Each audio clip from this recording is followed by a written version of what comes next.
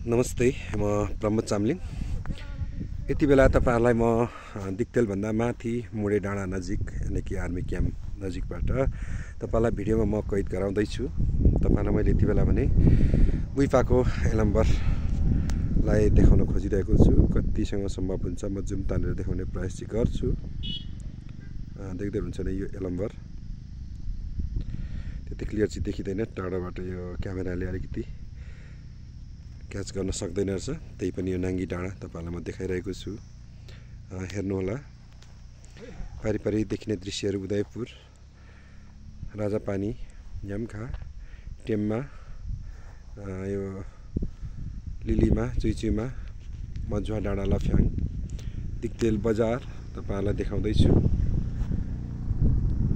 दिक्तेल बजारलाई थोरै जुम गरेर देखाउने प्रयास गर्दैछु, कस्तो देख्नु भएको छ। र माथि कालिका स्थान सँगसँगै यो ट्याम्के डाँडाहरू, त्यो ट्याम्के भन्दा अगाडि त्यो डाँडा भन्दा उता भोजपुर जिल्ला पर्दछ। त्यो पान्दारीहरू देख्नुहुन्छ होला, दोर्पा, चिउरी डाँडा, धेरै ठाउँ देखाइरहेको छु। कस्तो लाग्छ तपाईहरुले आजको खुल्ला मौसमसँग मैले रम्ने रमाउने मन गरे कस्तो लाग्छ, यहाँले आफ्नो प्रतिक्रिया दिनु हुने नै छ पक्कै पनि।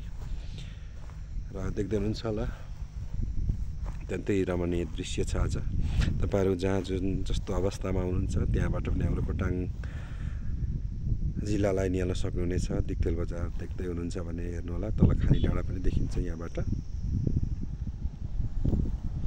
पारिपारि उदयपुर,